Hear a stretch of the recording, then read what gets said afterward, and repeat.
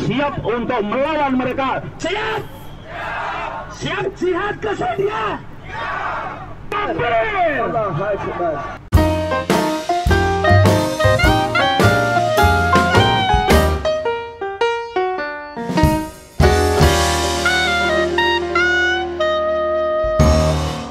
Nah, dari sini memang Bang Denny terheran-heran ya. Jihad ke Swedia, wong dulu datang ke mana saja antri nasi bungkus. Ya Bang Denny itu rasional lah, berpikir dengan rasional. Bayangkan jarak tempuh ke Swedia itu berapa, butuh berapa hari, dan uangnya juga berapa. Juga perlu diperhatikan ini. Makanya Bang Denny sangat rasional sekali lah mengkritik ini. Iya, memang mereka-mereka ini jika mau ke Swedia itu memang tujuan yang sangat mulia sekali. Tetapi bayangkan, dipikir juga ongkosnya, dipikir perjalanannya, dipikir lain-lain, dan pasti akan membutuhkan uang yang sangat banyak. Ini dari cuitan Mbak Sri. Siap, hebat, Indonesia Swedia kurang lebih 10.000 km.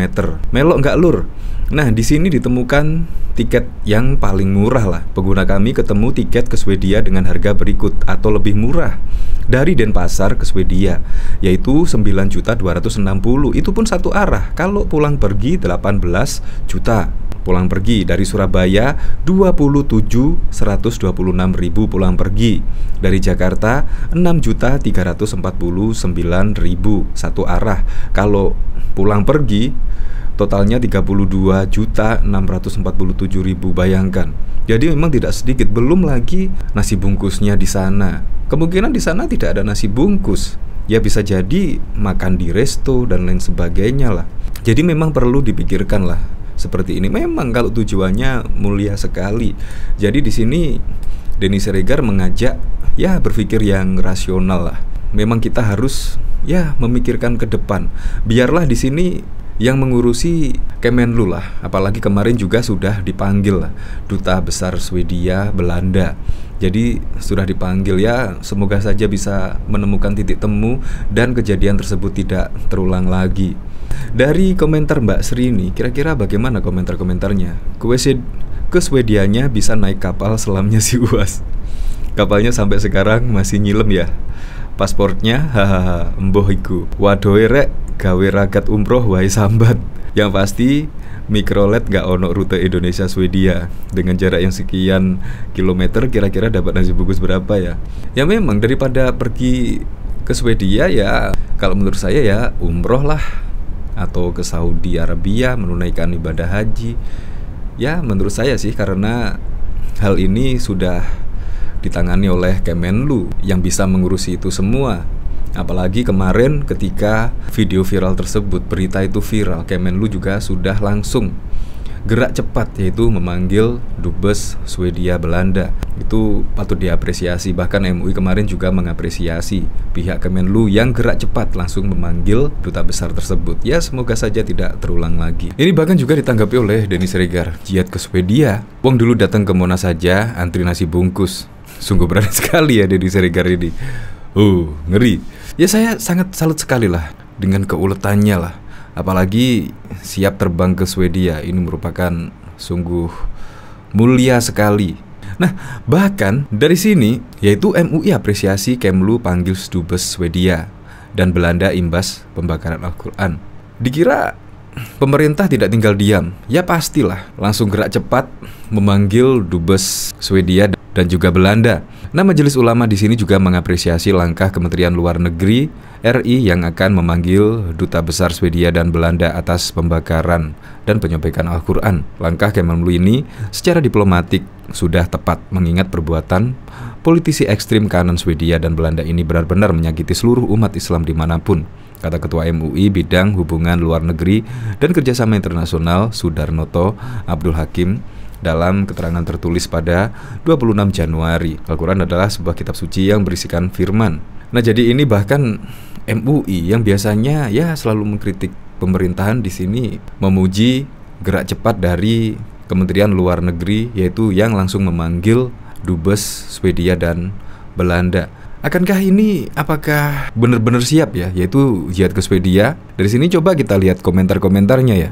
Emangnya kadrun ke Swedia disubsidi pemerintah? Gak mungkin ke sono bro. gak ada nasi orek. Ntar pada kencing ngewer-ngewer di pinggir jalan. Ke Swedia emang mau ngapain ke sana? Jalan-jalan, kaum biang keributan. Teriak-teriak mau ke Swedia, terus mikir ongkosnya dari mana? Berenang om. Kapan ya mereka nggak menjadi pandai sedikit? Pokoknya FPI siap dukung 3 periode. Nah ini pada membalas komentar yaitu ayo open donasi. Budalkan segera biar berkurang kadrun negeri ini. Ya memang lah, kejadian seperti itu sangat melukai kehidupan beragama. Apalagi di sini cenderung memprovokasi lah kerukunan antar umat beragama. Untung saja Kemlu juga gerak cepat dan langsung memanggil Dubes Swedia tersebut terkait aksi pembakaran Al-Quran. Dari sini yaitu Kementerian Luar Negeri RI memanggil Dubes Swedia di Jakarta terkait aksi pembakaran salinan Al-Quran oleh Rasmus Paludan Swedia. Jubir Kemlu RI Tugu Firmansyah mengatakan saat ini pemberitahuan pemanggilan telah disampaikan. Sudah diberikan notifikasi atau dipanggil, ujar Faisal saat dihubungi 24 Januari. Faisal menyebut komunikasi Kemlu ke pihak Dubes Swedia telah dilakukan sejak awal. Namun Faisal mengatakan waktu pertemuan masih harus kembali dikonfirmasi. Komunikasi disampaikan Kemlu pada kesempatan pertama sekalipun ada libur long weekend, kata Faisal. Kapan waktu pertemuannya masih perlu dikonfirmasi, tuturnya. Diketahui pemerintah Indonesia melalui Kementerian Luar Negeri mengutuk keras aksi pembakaran salinan Al-Quran oleh Rasmus Paludan. Pemimpin partai politik sayap kanan Denmark garis keras, Kemlu menyebut tindakan itu telah melukai dan menodai toleransi umat beragama. Indonesia mengutuk keras aksi pembakaran kitab suci Al-Quran oleh Rasmus Paludan, politik Swedia, tulis Kemlu di akun Twitter resminya pada Minggu. Kemlu menyebut kebebasan berekspresi harus dilakukan secara bertanggung jawab. Aksi penistaan kitab suci ini telah melukai dan menodai toleransi antar umat beragama. Kebebasan berekspresi harus dilakukan secara bertanggung jawab, tulis Kemlu. Kalau begini, jadi siapa yang akan bertanggung jawab? Ya semoga sajalah untuk kedepannya tidak ada lagi lah aksi ini, karena memang sangat melukai kehidupan beragama. Apalagi aksi tersebut ya cenderung memprovokasi ya. Oke lah, semoga saja tidak terulang lagi. Untuk lebih lengkapnya simak berita berikut ini, Good News Indonesia. Majelis Ulama Indonesia mengapresiasi langkah Kementerian Luar Negeri Kemlu Republik Indonesia yang akan memanggil Duta Besar Swedia dan Belanda atas pembakaran dan penyobekan Al-Quran. Langkah Kemenlu ini secara diplomatik sudah tepat, mengingat perbuatan politisi ekstrim kanan Swedia dan Belanda ini benar-benar menyakiti seluruh umat Islam dimanapun, kata Ketua MUI Bidang Hubungan Luar Negeri dan Kerjasama Internasional Sutarnoto Abdul Hakim dalam keterangan tertulis pada Kamis 26 Januari. Al-Quran adalah sebuah kitab suci yang berisikan firman Allah. Menistakan Al-Quran sama saja menistakan, menghina, dan merendahkan Allah, sambungnya. Sudarnoto memandang pembakaran Al-Quran yang dilakukan di Swedia dan Belanda itu tidak hanya menyakiti umat Islam saja, tapi juga seluruh umat Islam beragama. Pemanggilan dua dubes oleh Kemenlu dianggap penting oleh MUI bukan hanya untuk menjaga persahabatan antar dua negara. Lebih dari itu adalah untuk mendorong menghentikan tindakan kelompok ekstremis Islamofobia. Lebih lanjut, MUI berharap kedepannya hal ini bisa menjadi pelajaran bagi semua umat beragama untuk saling membangun toleransi kehidupan beragama. MUI menunggu sikap konkret dan konstruktif dari Swedia dan Belanda, berharap ada niat tulus dari dua negara untuk melakukan perbaikan tutupnya. Sebelumnya, Kementerian Luar Negeri Republik Indonesia akan memanggil Duta Besar Swedia untuk Indonesia, Marina Berg, menyusul aksi pembakaran Al-Quran di ibu kota Stockholm. Insiden berunsur kebencian ini dilakukan oleh seorang politikus berkewarganegaraan ganda Swedia Denmark, Rasmus Paludan, ketika ia berdemo di depan Kedutaan Besar Turki pada Sabtu 21 Januari pekan lalu. Menanggapi aksi Paludan, Kemlu RI menyatakan akan memanggil Kepala Perwakilan Misi Diplomatik Swedia. Meski demikian, waktu pasti pemanggilan belum bisa dipastikan. Saya belum bisa pastikan kapan ketemunya. Memang dijadwalkan untuk minggu ini, tutur juru bicara Kemlu Tugu Faisal ketika dihubungi Kumparan pada Selasa 24 Januari 2023. Kementerian Luar Negeri Kemlu RI memanggil Dubes Swedia di Jakarta terkait aksi pembakaran salinan Al-Quran oleh Rasmus Paludan. Jubir Kemlu RI Tugu Faisal mengatakan saat ini pemberitahuan pemanggilan telah dia sampaikan. Faisal menyebut komunikasi Kemlu ke pihak Dubes Swedia telah dilakukan sejak awal. Namun Faisal mengatakan waktu pertemuan masih harus dilakukan. Komunikasi disampaikan Kemlu pada kesempatan pertama sekaligus ada libur long weekend, kata Faiz Asyah. Kapan waktu pertemuannya? Ya, masih perlu dikonfirmasi, ujarnya. Diketahui pemerintah Indonesia melalui Kementerian Luar Negeri mengutuk keras aksi pembakaran salinan Al-Quran oleh Rasmus Paludan. Pemimpin Partai Politik Sayap Kanan Denmark garis keras, Kemlu menyebut tindakan itu telah melukai dan menodai toleransi umat beragama. Indonesia mengutuk keras aksi pembakaran kitab suci Al-Quran oleh Rasmus Paludan, politik Swedia, di Stockholm, tulis Kemlu di akun Twitter resminya pada Minggu 22 Januari 2023. Aksi penista kitab suci ini telah melukai dan menodai toleransi umat beragama. Kebebasan berekspresi harus dilakukan secara bertanggung jawab, tulis Kemlu. Sebelumnya, pembakaran Al-Quran dilakukan oleh Rasmus Paludan, pemimpin Partai Politik Sayap Kanan Denmark garis keras. Paludan yang juga berkenegaraan Swedia pernah mengejar sejumlah demonstrasi di masa lalu. Ketika dia membakar Al-Quran, pembakaran Al-Quran itu terjadi saat demonstrasi anti-Turki dan upaya Swedia untuk bergabung dengan NATO yang terjadi di Stockholm. Paludan tidak dapat dihubungi melalui surat elektronik atau email untuk dimintai komentar. Dalam izin yang diperolehnya dari polisi, dikatakan protesnya dilakukan terhadap Islam dan apa yang disebut upaya Presiden Turki Tayyip Erdogan untuk mempengaruhi kebebasan berekspresi di Swedia. Bahkan diketahui masa pendukung UAS Ustadz Abdul Somad mulai mendatangi kantor kedutaan besar Kedubes Singapura di Jakarta pada Jumat 20 Mei siang yang lalu. Massa yang mengatasnamakan diri kelompok pertahanan ideologi Serikat Islam Perisai DKI Jakarta mendesak pemerintah Singapura meminta maaf karena menolak UAS masuk ke Singapura. Perisai mengecam sikap pemerintah Singapura yang menolak UAS, apalagi Singapura membeberkan label kepada UAS sebagai penceramah yang menyebarkan ekstremisme. Apabila dalam tempo 2 kali 24 jam pemerintah Singapura belum meminta maaf, maka pemerintah Republik Indonesia harus meninjau ulang hubungan diplomatik Republik Indonesia Singapura, tulis Perisai dalam keterangan tertulis mereka. Mereka juga meminta Dubes Republik Indonesia untuk Singapura, Suropotomo, meminta maaf juga kepada UAS dan umat Islam karena tidak acuh pada kasus tersebut.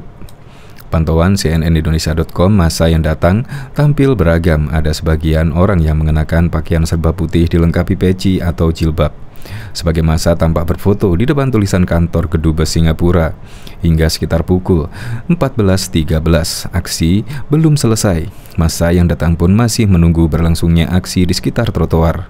Namun, beberapa petugas kepolisian dan dinas perhubungan di Sub terlihat sudah bersiaga. Berdasarkan pantauan, tak ada kendaraan taktis rantis yang terparkir di lokasi unjuk rasa tersebut.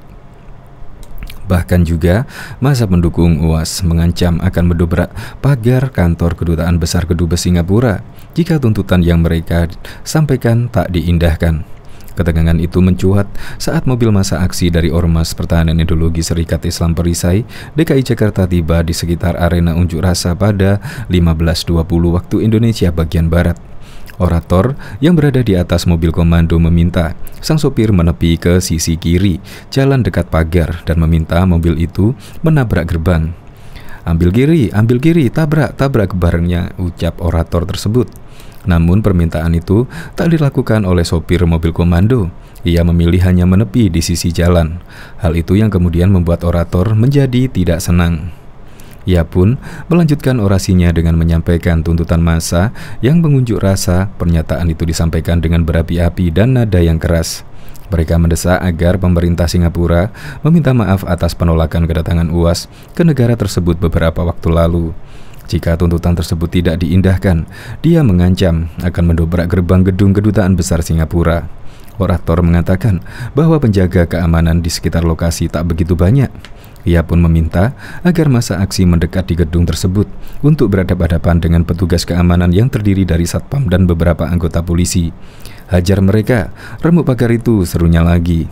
Namun ketegangan seketika mereda saat azan berkumandang. Sang orator yang berapi-api itu meminta massa aksi untuk mundur sedikit dan menjadi lebih tenang. Sebelumnya UAS diketahui ditolak masuk ke Singapura oleh otoritas setempat. Kementerian Dalam Negeri Singapura menyebut sejumlah alasan menolak kedatangan UAS di negara tersebut. Salah satu poinnya yaitu UAS dianggap menyebarkan ajaran yang ekstremis dan segregasi. Singapura juga menyampaikan kritik terhadap pernyataan UAS yang pernah membahas soal bom bunuh diri dalam ceramahnya. Somad dikenal menyebarkan ajaran ekstremis dan segregasi yang tidak dapat diterima di masyarakat multiras dan multiagama Singapura, mengutip dari situs resmi Kemendagri di Singapura. Bahkan UAS menggugah fotonya berada di dalam sebuah ruangan dan mengaku dideportasi Singapura. Duta Besar Republik Indonesia untuk Singapura, Suro Protomo, mengungkap bahwa UAS mendapat Not to Landing Notice. Not to Land Notice ialah peringatan tidak boleh mendarat yang dikeluarkan oleh pihak Immigration and Checkpoint Authority di Singapura. UAS mendapat Not to Land Notice karena tidak memenuhi kriteria. Saya juga minta penjelasan dari ICA.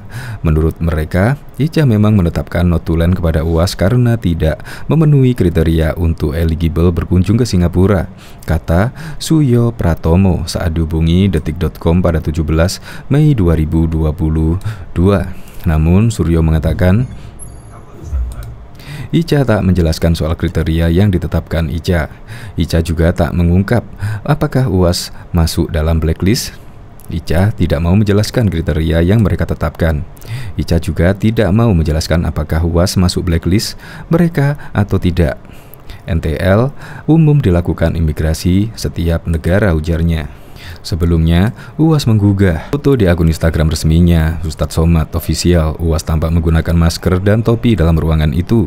Ada juga sebuah video yang diunggah UAS di dalam ruangan itu. Ruangan tersebut tampak berwarna putih dan terdapat besi di atasnya.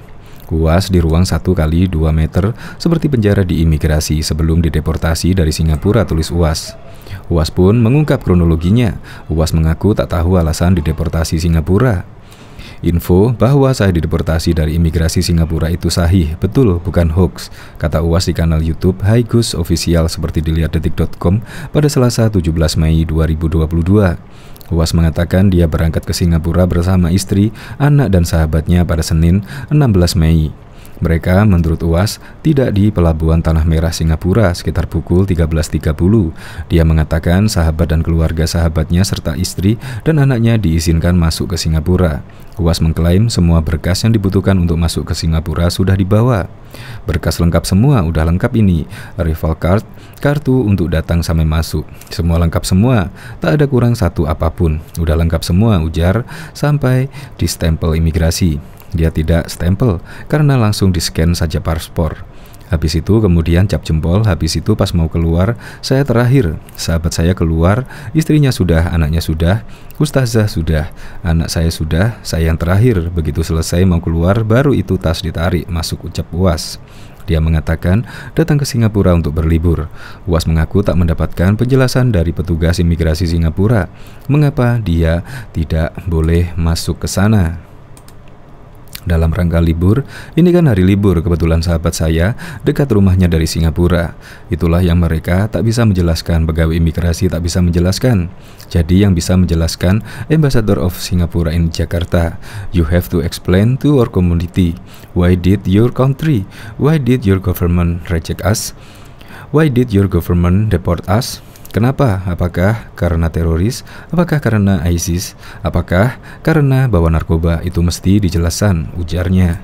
UAS juga mengatakan dia dibawa masuk ke ruang 1x2 meter setelah tak diizinkan lewat oleh imigrasi. Dia mengatakan rombongannya berada di ruangan lain. Mereka kemudian meninggalkan Singapura sekitar pukul 16.30.